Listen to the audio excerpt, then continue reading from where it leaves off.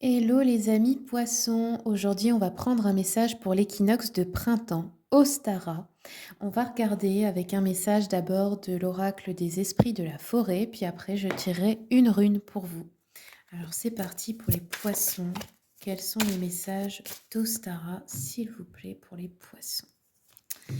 Poissons, nous avons eu le serment, promesse, engagement et contrat.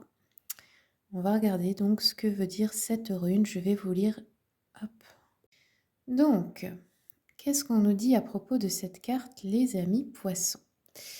On nous dit un serment est un lien sacré que l'on établit. Il va bien au-delà d'une promesse, il s'agit d'un lien de l'âme, contracté par la parole.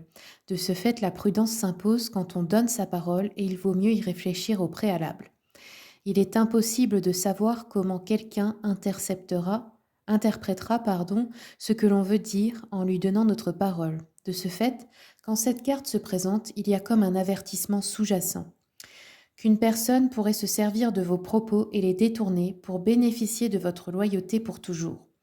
Quelles que soient les circonstances, tenaces, comportements ou traitements. Un serment est fait entre égaux et peut être brisé par les deux parties ou les événements. Oui, en gros, ne faites pas de promesses à n'importe qui. Vous pourriez vous retrouver piégé dans cet engagement par la suite. Et c'est là qu'on vous prévient ici. Vous pourrez maintenant envisager un partenariat ou un accord contractuel. Il est quasiment impossible de savoir avec certitude si ce sera bénéfique, étant donné que, en vérité, dans chaque contrat, il y a tant de détails extrêmement difficiles à comprendre, même en le lisant attentivement.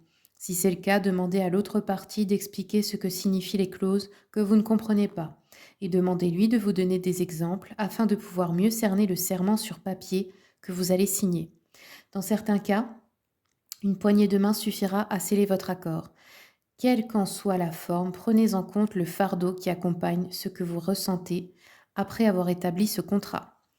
Considérez l'avenir et la charge karmique que cet accord vous apportera, ainsi que ses bénéfices immédiats.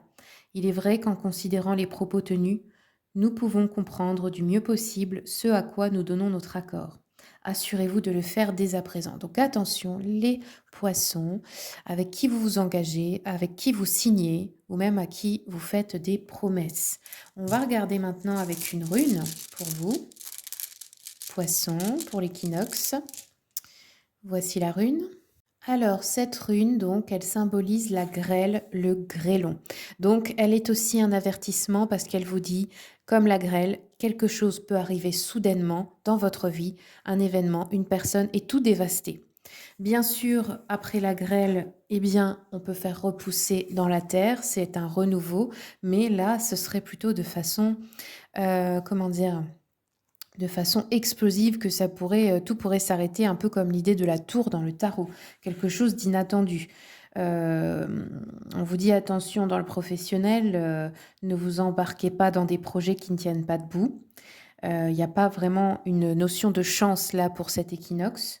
Pour le sentimental, on vous dit que seule la fidélité paye. Tâchez de vous en souvenir avant de vous lancer dans une aventure qui vous ferait perdre ce que vous avez de plus cher pour ceux qui sont en couple. On vous dit que si vous êtes mal dans votre peau, en gros, c'est pas à cause de votre conjoint ou de votre conjointe. Ici, il faudrait plutôt aller voir au fond de vous d'où ça vient parce que c'est jamais une cause extérieure. Attention aux sautes d'humeur par rapport à la personne qui vous accompagne ou même vos amis, etc. Au niveau psychologique, on vous dit attention, c'est une erreur de croire que l'on sait tout. Que l'on a, vous savez, c'est ces moments où on est dominé par notre ego, on croit qu'on sait tout mieux que les autres, voilà, on dit souvent la science infuse.